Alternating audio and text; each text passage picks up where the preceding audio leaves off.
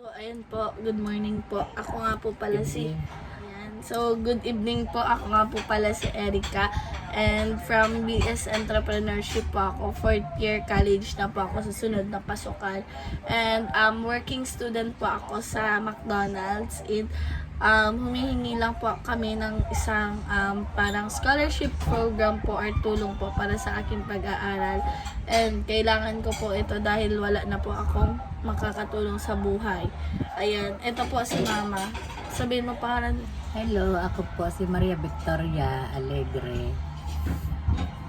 Aki ko po si Erica Santos. Ayan, so kami na lang po ni Mama. And si Mama po ay dati po siyang drug dealer. Paano ko tatatabang ka?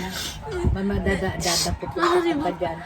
Siya po ay dating drug dealer sa kakapusan po ng buhay. Nagtatrabaho po siya kay ban ko po si Uncle Mina. Nagkukuha po kami ng mga bakal tsaka ng bote. Pinapabakal para may maikakan lang po. Ayun po. And si Mama is nag-i-kaos na din po siya. May na po siyang trabaho. Yun lang po siya ngunyan sa harong. And may na po kami makakan. Ayun po. And ang mga tugang ko po sa Radit pa, may 4 pa po kami pinapaklase. Ako po ang pinakamatoa. Ano masasabihin mo?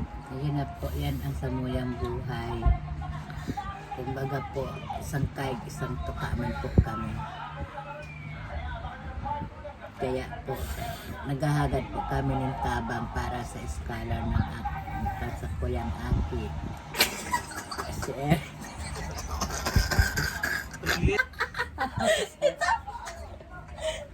Natatouch ka lang mati. May amat pa ng aki. Mogo-mogo ka talaga. Moga-moga talaga. Bye!